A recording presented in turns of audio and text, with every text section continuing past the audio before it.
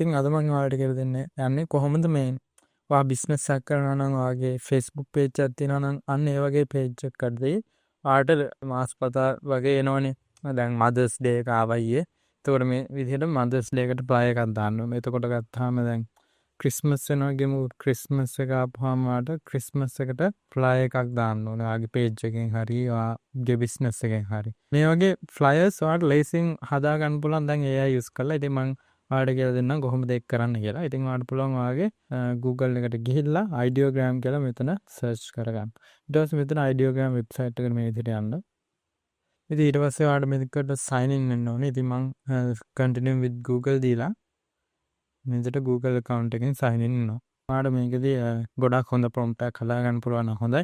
එහෙම නැත්නම් ඔයාලට normal try එකක් හදාගන්න. එහෙම අවුලක් නැහැ. මෙතන දැන් අපි ගහමුකෝ happy father's day එනවා කියලා. එතකොට happy father's day post කියලා මේ විදිහට ගහලා ඔයාලට මෙතනින් දෙන්න පුළුවන් මෙතන aspect ratio එක කියන්නේ ෆොටෝ එකේ size එක එන්න ඕනේ කොයි විදිහටද කියලා.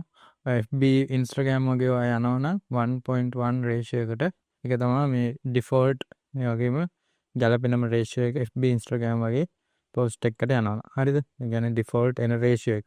ඊට පස්සේ ඔයාලට මෙතන වෙන මොකුත් change කරන්න ඕනේ නැහැ. ඉතින් මෙතනින් කෙලින්ම මේ විදිහට generate කියන එක දෙන්න තියෙනවා.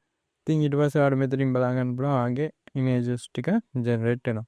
ඉතින් මේ විදිහට generate වුණාට පස්සේ ඔයාලට මෙතනින් මේ විදිහට ලස්සන flyers ටිකක් මේ විදිහට බලා ගන්න. ඉතින් මේ flyers ඔයාලට use කරන්න Facebook Instagram page වල දාලා engagement එක වැඩි කරගන්න.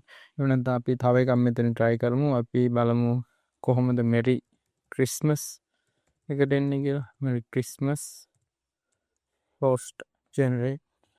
මේ විදිහට ලස්සන flyers ටිකක් ඔයාලට හදා ගන්න පුළුවන්.